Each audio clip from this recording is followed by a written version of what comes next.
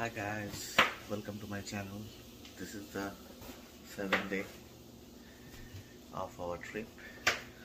তো সকাল হয়ে গেছে, আজকে আমাদের সেরকম দূরে কোনো যাওয়ার প্ল্যান নেই। সুকন্যা একদম রান্নাঘরটাকে নিজে বানিয়ে ফেলেছে, সকাল সকাল কাজ করতে শুরু করে ফেলেছে। আলুর দম রান্না হবে আজকে। কি আলুর দম করবে? না, এই সাদা আলু চচ্চড়ি আর লুচি সকালবেলা। লুচি আপনাদের দেখাই। কালকে এখানকার লোকাল শপ মহারাজায় গেছিলাম, এই লুচিটা কিনে এনেছি, হালুয়া পুরি। তো এই প্যাকের মধ্যে চানা পেয়ে যাবেন, লুচিও পেয়ে যাবেন। আমরা চানাটা একটুখানি টেস্ট করব, লুচিটা খাবো। তার সাথে হচ্ছে সুকন্যা আলুর তরকারি যেটা করবে সেটা খাবো। টমেটো সাইজ বিশাল বিশাল টমেটো এখানে দেখুন, আপেলের মতো। পেঁয়াজ সাদা রঙের। পেঁয়াজ কই? আমি দেখাচ্ছি, ভেতরে কাটলে সাদা। এটা তো লাল পেঁয়াজ, কিন্তু এটা এটা লাল হবে কিন্তু এরকম সাদা আছে। আচ্ছা, আর এটা সাইজটা একবার দেখুন, বিশাল সাইজ, ফলের মতো। হ্যাঁ পুরো একদম। তাও তো এটা ছোট সাইজ, আরো বিশাল বিশাল সাইজ হয়। হ্যাঁ, একটা তরকারিতে আধখানা পেঁয়াজ একটা তরকারিতে মোটে। আর আমাদের ইন্ডিয়াতে হলে 3-4টে দিতে হতো। এখানে সব সরষের তেল না, সব অলিভে, সব অলিভ, ক্যানোলা অয়েল।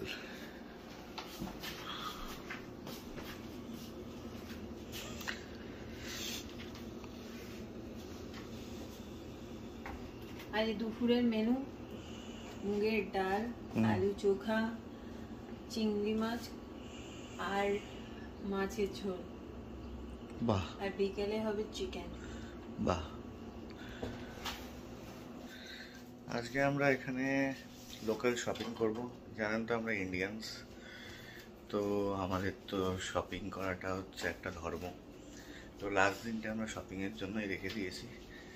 তো সকাল সকাল ব্রেকফাস্ট করে একটু বেরোবো, লোকাল ইন্ডিয়ান গ্রসারি শপে যাব, সেটা একটুখানি সুকন্যা দেখবে। তারপরে হচ্ছে আমরা এখানে যে মলগুলো আছে, আমরা প্রাইমার্কটাকে সবসময় বেশি চুজ করি। লাস্ট টাইম ইউরোপ ট্রিপের সময়তেও আমরা প্রাইমার্কেই যেতাম, ওখানে কালেকশনসগুলো খুব ভালো। আর প্রাইমার্কের ব্রাঞ্চ কোনো ইন্ডিয়াতে নেই, তো এদের কালেকশনগুলো পুরোপুরি আলাদা হয় আর যথেষ্ট সস্তা অন্য ব্র্যান্ডসের তুলনায়, ঠিক আছে, কিন্তু কোয়ালিটি ইজ অসম। তো আজকে এরকমই সব ট্রিপ মানে আমাদের প্ল্যান আছে। তো লেটস সি কীরকমভাবে চক আউট করা যায়। তবে আজকে কোনো তাড়াহুড়ো নেই, কিচ্ছু নেই। এটা হচ্ছে বাড়ির এক্সিট, এখান দিয়ে স্টেজ, নিচেও 3-4খানা রুম আছে, আরও কিছু স্টুডেন্ট থাকে এখানে।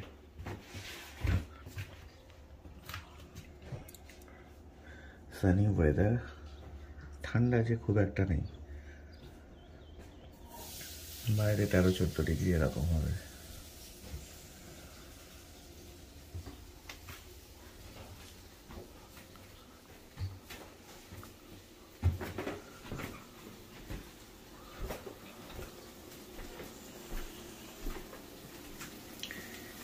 তেলের মধ্যে আলু পড়ে গেছে।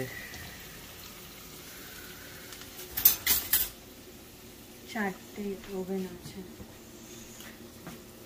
একদম। হ্যাঁ, এরকম অন করলে চলে যাবে, সিলিন্ডার অন করারও দরকার নেই। আবার ঘুরিয়ে দিলে অফ হয়ে যাবে। অফ করো।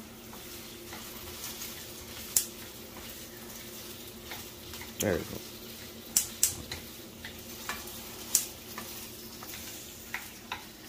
সকালে চা বানিয়ে নিয়েছি 4 কাপ।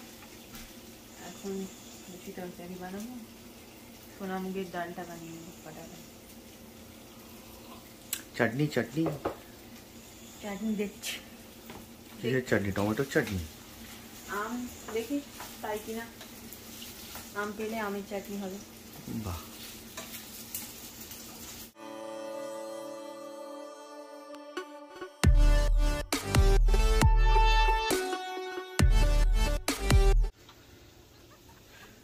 বন্ধুগণ, এখান থেকে চলে যাব বলে আমার চোখে জল আসেনি।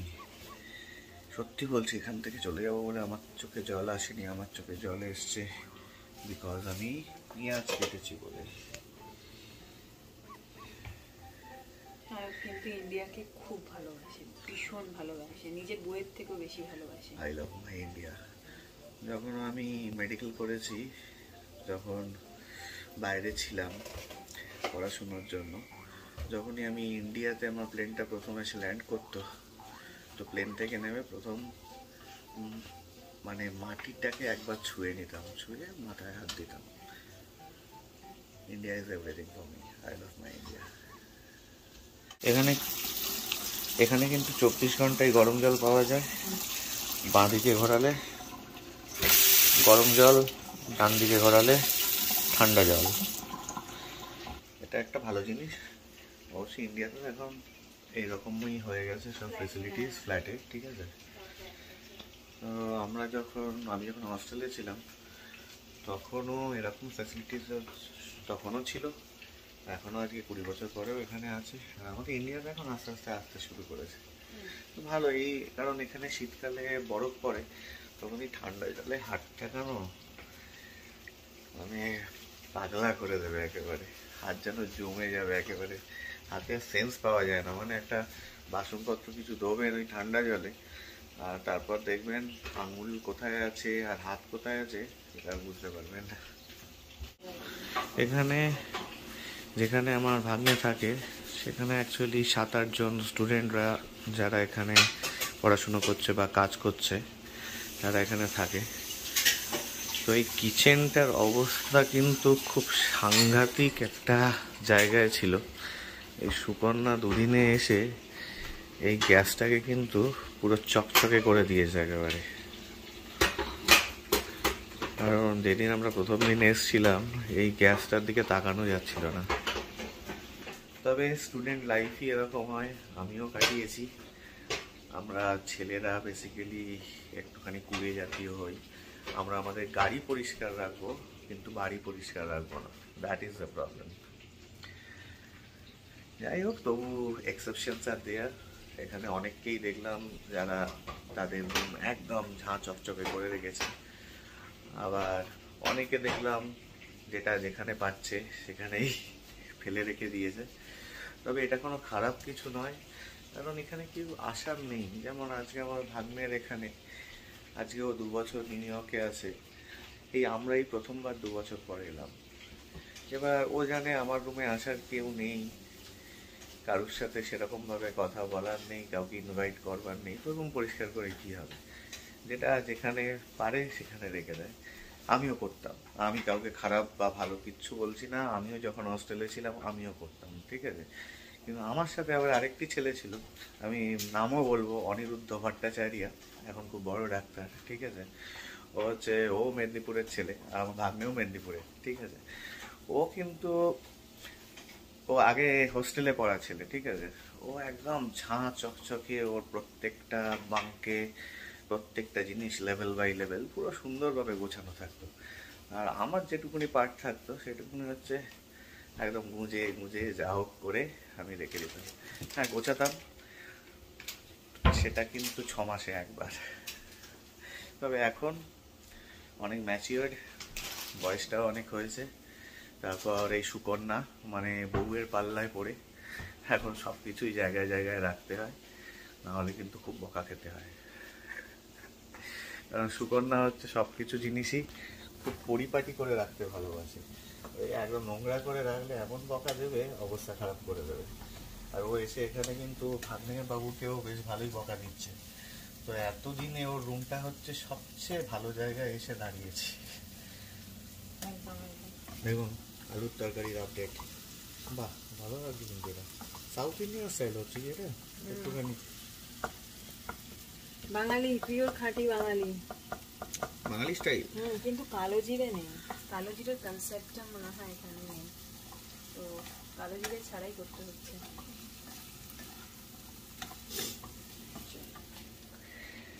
আজকে বেসিক্যালি লিটারালি ট্রিপের লাস্ট ডে বলে এত বকবক করছি। কিছু কথা আরও কিছু বলার আছে, সেগুলো বলি। এই ইউএসএ ট্রিপটা আমাদের সেইভাবে প্ল্যান ছিল না, আমরা ভেবেছিলাম নেক্সট ইয়ার আসবো। তো আমরা ভিসার জন্য আগে আমরা অ্যাপ্লাই করেছিলাম, তখন আমাদের ডেট দিয়েছিল হচ্ছে আফটার 2 ইয়ার্স। তো যেহেতু নীলের একটা কনভোকেশন সেরিমনি ছিল, নীল বলল মামা তোমাদের কিন্তু এমার্জেন্সি বেসিসে হয়তো ভিসা হয়ে যাবে। তো ইউনিভার্সিটির ডিটেলস আর ইউনিভার্সিটি থেকে একটা ইমেল করা হয় এমবাসিতে। তো সেই ইমেলটা করার পর আমাদের অ্যাপয়েন্টমেন্টস ডেট কিন্তু অনেকটাই এগিয়ে আসে, উইদিন 10 ডেজের মধ্যে আমরা অ্যাপয়েন্টমেন্টের ডেট পেয়ে যাই। তো তারপর আমরা তার জন্য রীতিমতো যে স্টেপসগুলো আছে সেগুলো ফলো করি। আর সেই স্টেপসগুলো খুব একটা ইজি নয় বন্ধু, আর সত্যি কথা বলতে অ্যাকাউন্টেও ভালো অ্যামাউন্টের কিন্তু টাকা পয়সা রাখতে হবে, তার সাথে হচ্ছে নিজের প্রপার্টি, নিজের এডুকেশন কোয়ালিফিকেশন সেগুলো সব দেখাতে হবে, ঠিক আছে। লাস্ট 3 বছরের ট্যাক্স, আইটিআর, এই ফাইল সব কিছু। আর যদি সেরকম আপনার কাছে ব্যাংকে যদি সেরকম সেভিংসের টাকা পয়সা করি না থাকে, তাহলে সেই ক্ষেত্রে কিন্তু আপনাকে আপনার বাড়ির দলিলও দেখাতে হতে পারে, লাইক দ্যাট।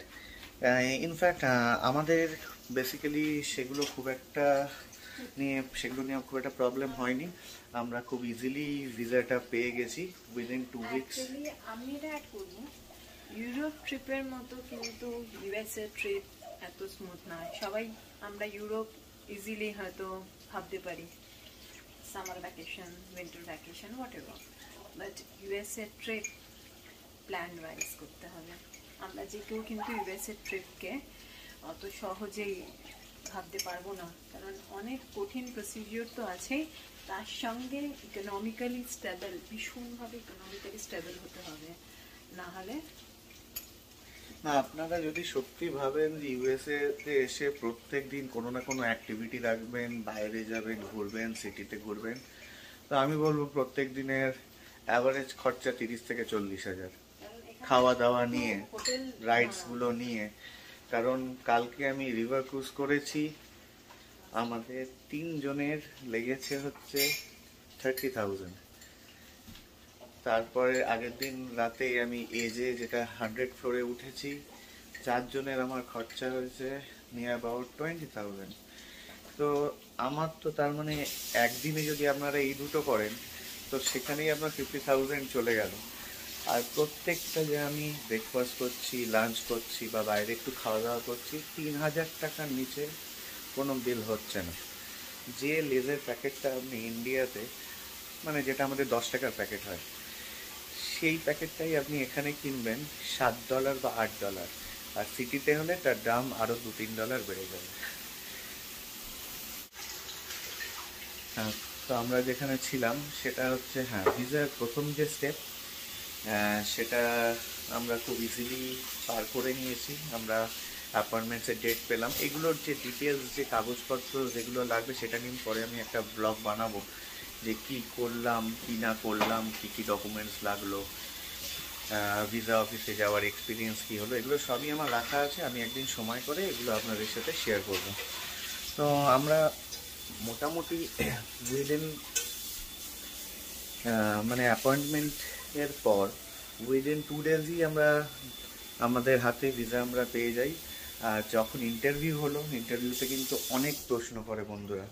অনেকে বলবে হ্যাঁ বাংলায় ইন্টারভিউ দেওয়া যায়, হিন্দি ল্যাঙ্গুয়েজ সিলেক্ট করে ইন্টারভিউ দেওয়া যায়। না বন্ধুরা, একদম সত্যি কথা বলছি, এরকম নয়। আমার সামনে অনেকে ছিল যাদের কিন্তু ব্যাকগ্রাউন্ড যথেষ্ট ভালো ছিল, কিন্তু তাদেরও B1 B2 ভিসা কিন্তু রিজেক্ট করা হয়েছে। What is B1 B2 visa? B1 B2 visa মানে হচ্ছে আপনি যদি ট্রাভেল পারপাসে আসেন বা কোনো ফ্যামিলি মেম্বার্সকে মিট করতে আসেন। আর এই B1 B2 ভিসাটা হচ্ছে আপনার 10 ইয়ার্সের জন্য ওরা দেয়। তো 10 ইয়ার্সে হচ্ছে মাল্টিপল আপনি টাইমস আপনি ইউএসএ ভিজিট করতে পারেন, ঠিক আছে। তো এনিওয়েজ, তো আমাদের ভিসাটা ওরা আমাদের ইন্টারভিউয়ের পরেই সঙ্গে সঙ্গে বলে দেয় যে আপনাদের ভিসা অ্যাপ্রুভড। আর সেটার পরেই আমরা তড়িঘড়ি করে, হ্যাঁ, আমাদের 3 জনের জন্য খরচা লেগেছিল 52,000, visa processing fees and everything else. তো তারপরেই আমরা তাকাই হচ্ছে প্লেনের টিকিটের দিকে, ঠিক আছে। তো দেয়ার আর মাল্টিপল এয়ারলাইন্স তো আমরা চাইছিলাম খুব একটা ভেঙে ভেঙে যাতে ট্রিপটা আমি না করি, আর লাগেজটা নিয়ে যেন আমাকে খুব একটা হেকেল না হতে হয়। তো আমরা ফার্স্ট টাইমের জন্য চুজ করলাম হচ্ছে এয়ার ইন্ডিয়াই চুজ করলাম। তো সেদিন যখন আমি ফ্লাইটের টিকিটটা দেখি, তো ইট ওয়াজ 4,50,000 ফর 3 of us। তো সেটা দেখে আমি ভাবলাম না, হয়তো এবারে আর যাবো না, ঠিক আছে। বাট স্টিল তারপরেই কি একটা মনে হলো, না ভগবান যখন ভিসাটা করিয়ে দিয়েছে যেতে তো হবেই। তো মনটাকে তৈরি করে নিলাম, না যাই হোক, লেটস হ্যাভ দ্য টিকিটস। কিন্তু ভগবানের কি অশেষ ইচ্ছা, ঠিক আছে। তো আমরা যখন টিকিট কাটতে যাব সেই দিনই এয়ার ইন্ডিয়ার কিছু একটা অফার থাকে, তো যাতে আমার প্লেনের টিকিটের দাম গিয়ে দাঁড়ায় 3.5 লাখ টাকা ফর 3 of us। বাট এই 3.5 লাখ টাকাটাও কিন্তু অনেক।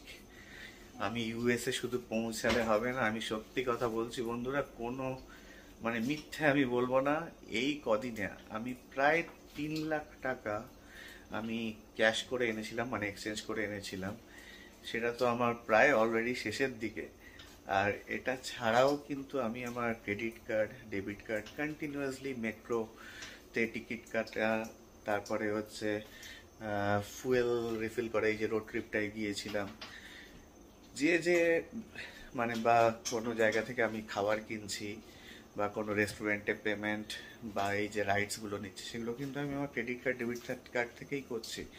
তো এছাড়াও আমার কাছে যে ক্যাশটা ছিল, আর হয়তো $1,000 হয়তো আমার কাছে এখন আর পড়ে আছে। সত্যি কথা বলছি, আমি মিথ্যে কথা একদম বলবো না, এই $1,000-এই এখন আমরা শপিং করতে যাবো, ঠিক আছে। তো বন্ধুরা, পকেট কিন্তু পুরোপুরি ভর্তি রাখতে হবে যদি মানে মন চাহা শপিং টপিং আপনারা করতে চান। এখানে কিন্তু মেডিকেলের খরচা অনেক, তাই কোনোভাবে যদি শরীর খারাপ হয়ে যায়, you have to pay a লট। তাই একটা কিন্তু এখানে হেলথ ইন্স্যুরেন্স করে আসতে হয়, ঠিক আছে। তো আমরা 3 জনের জন্য করিয়েছিলাম ফর 15 days। এতে আমাদের খরচা পড়েছিল নিয়ার অ্যাবাউট 10,000। তবে এই ইন্স্যুরেন্সটা কোনোভাবেই কেউ দেখতে চায় না, কিন্তু নিজের সেফটির জন্য। কারণ দেখুন, শরীর কীরকম থাকবে কেউ বলতে পারে না। আমি নিজে ডক্টর, আমি চাইলে নাও করতে পারতাম, ঠিক আছে। তো তবুও আমি করে নিলাম, ইমার্জেন্সি কখন কিভাবে আসে সেটা কেউ জানে না। তো সেটা কিন্তু আরেকটা খরচা, সেটা ধরে চলবেন। আরেকটা অবজারভেশন যেটা আছে আমার, সেটা হচ্ছে, এটা আগেও আমি আমার ব্লগে বলেছি, যে ডলার এক্সচেঞ্জ করাবেন কিন্তু $1,000 বা $2,000-এর বেশি কিন্তু করাবেন না। কারণ আমি ডেবিট কার্ড থেকে বা ক্রেডিট কার্ড থেকে যখন আমি কনভার্সনগুলো করছি, সেটা আমি দেখছি যে আমার কনভার্সন রেট পড়ছে 82 রুপিস 30 পয়সা, মানে অ্যাকর্ডিং টু দ্য রেট, ঠিক আছে, 30 পয়সা 50 পয়সা। আর যখন আমি ইন্ডিয়া থেকে এক্সচেঞ্জ করে আনলাম, তো আমার কিন্তু $1 কনভার্সন রেট পড়েছে, that is fixed, GST BST সব কিছু কেটে 84 রুপিস 61 পয়সা। তো আমি এটাই বলবো, হাতে পয়সা ইউজ করবার জন্য কিছু রেখে দিন, আর বেশি টাকা আপনি এক্সচেঞ্জ করিয়ে আনবেন না, ঠিক আছে, তাতে কিন্তু আপনাদেরই loss. And the next thing is, হ্যাঁ যেটা বলার ছিল, that is very important, HDFC bank খুব ভালো ব্যাংক, ইউএসের জন্য একদম পারফেক্ট। এটার ক্রেডিট কার্ড, ডেবিট কার্ড দুটোই ভালো কাজ করছে। কিন্তু এখানে আসার আগে কার্ডের মধ্যে একটা অপশন থাকে ইন্টারন্যাশনাল ইউজ, সেটাকে এনাবেল করে আসতে হবে। আর কার্ডে আরেকটা অপশন থাকে, সেটা হচ্ছে আপনি কোন দেশে বেড়াতে যাচ্ছেন। না হলে কয়েকটা ট্রানজ্যাকশন করার পরে, এটা আমার সাথে হয়েছিল, কয়েকটা ট্রানজ্যাকশন করার পরেই ব্যাংক থেকে কিন্তু আপনার কার্ডটাকে ব্লক করে দেবে। ওরা ভাববে যে ইন্ডিয়ার কার্ড ইউএসএ থেকে কিভাবে পয়সা কাটছে, ঠিক আছে। আর হয়তো আপনার ফোনেও আপনাকে রিচ করা যাবে না, তখন ওরা কার্ডটাকে ব্লক করে দেবে। তো ওখানে একটা সেকশন আছে, কার্ড সেকশনে কাস্টমারাইজ করা যায়, সেখানে আপনি জাস্ট লিখে দেবেন আপনি ইউএসএতে বেড়াতে যাচ্ছেন, কোথায় যাচ্ছেন, একটা ফোন নাম্বার দেওয়ার ব্যাপার থাকে, সেটা আপনার যদি চেনাশোনা কেউ ইউএসএ থাকে তার নাম্বারও দিতে পারেন, ঠিক আছে। তো এটা আমি যেই প্রসিজারটা ফলো করলাম আমার কোনো অসুবিধা হলো না। হ্যাঁ, যে পয়েন্টটা আমি ছিলাম, debit card credit card both এইচডিএফসির খুব ভালো কাজ করছে, খুব ভালো। আর সব জায়গায় ডেবিট কার্ডটা কাজ করছে না, যেমন মেট্রো স্টেশনে, মেট্রো থেকে আপনাকে টিকিট অনেকবারই কাটতে হবে যখন আপনি সিটিতে যাবেন, বা সাবওয়েতে মেট্রো সার্ভিসটা নেবেন বা এই রেল সার্ভিসটা নেবেন, ঠিক আছে। তো সেখানে দেখলাম ডেবিট কার্ড একদমই কাজ করলো না, ঠিক আছে। সেখানে কাজ করলো কিন্তু এইচডিএফসির ক্রেডিট কার্ড। তাই ক্রেডিট কার্ডের লিমিটটা বেশি থাকলে একটু বেশি ভালো হয়। আর অন্য ব্যাংকেরও কার্ড আমার কাছে ছিল, সত্যি কথাই বলছি। আমার ইন্ডিয়াতে ম্যাক্সিমাম যে আমি আমার মানে টাকা পয়সা যে ব্যাংক হ্যান্ডেল করে, দ্যাট ইজ বন্ধন ব্যাংক। আসার আগে কিন্তু ওরা আমাকে বলেছিল, হ্যাঁ স্যার সব কিছু হয়ে যাবে বন্ধন ব্যাংকের ইন্টারন্যাশনাল, একদম আমার কাছে প্রিমিয়াম কার্ড আছে, প্রিমিয়াম, ঠিক আছে। যেখানে আমাকে 5 লাখ, সেখানে আমাকে সবসময় আমাকে ব্যালেন্স মেনটেন করতে হয়, ঠিক আছে। সেই প্রিমিয়াম কার্ডও কিচ্ছু কাজ করলো না, না ডেবিট হলো কিচ্ছু, নাথিং। মানে আমি একটা টাকা পয়সা পর্যন্ত কোনো মার্কেন্ডাইজ শপিং, অনলাইন শপিং কিচ্ছু হলো না। তো বন্ধন ব্যাংক কোনোভাবেই কোনো হেল্প আমাকে করতে পারলো না। তো আমার যেটুকুনি experience guys, you should have a HDFC credit card and a debit card. আর যদি অন্য কোনো ব্যাংক করতে চান, যে কোনো ফরেন ব্যাংক চুজ করবেন, ঠিক আছে। কারণ ইন্ডিয়ান ব্যাংকসগুলো এখানে কীরকম কী সাপোর্ট দিতে পারবে আমি জানি না। আর ম্যাক্সিমাম এদের যে মেশিনসগুলো আছে যেখানে আপনাকে অনলাইন টিকিট কাটতে হবে, এই যে ক্রুজের যে টিকিটটা আমার কাটার ছিল, আমি কালকে ওদেরকে মানে স্ট্যাচু অফ লিবার্টি যাওয়ার জন্য যে ক্রুজটা, ঠিক আছে, তো কালকে আমি ওদেরকে আমার ডেবিট কার্ডটা দিলাম এইচডিএফসি, সেটা কাজ করলো না, তো আমাকে সেই ক্রেডিট কার্ডই দিতে হলো। তো এইগুলো খুব ইম্পর্টেন্ট বন্ধুরা, আজকে ট্রিপের লাস্ট দিন, এগুলো আপনাদের জানা উচিত। কারণ সবাই নিজেদের ব্লগে তাদের খুশির মুহূর্তগুলো বলে, তারা কি প্রবলেম ফেস করেছে সেগুলো বলে না। আমরা কিন্তু যথেষ্ট প্রবলেম ফেস করেছি, ঠিক আছে। তো সেগুলো অফকোর্স আমি ব্লগের মধ্যে ওইভাবে একটা খুশির মুহূর্তের মধ্যে আমি সেই প্রবলেমসগুলোকে দেখাতে চাই না, তাই আজকে এগুলো একসাথে জট ডাউন করে আপনাদেরকে আমি বললাম। ঠিক আছে বন্ধুরা, অনেক বকে ফেলেছি। সুকন্যা চা দিয়ে দিয়েছে, একটু চাটা খাই আর খাওয়ার আপডেটটা দেখা যাবে। এটা কি হচ্ছে গো? ডাল? ও, সোনা মুগ ডাল ভাজছো? এটা আলু সেদ্ধ হচ্ছে, আলু সিদ্ধ ভাত বসিয়ে দিয়েছি, তরকারিটা দেখো, একটু জল দিয়েছি, বাহ জলটা মরে যাবে।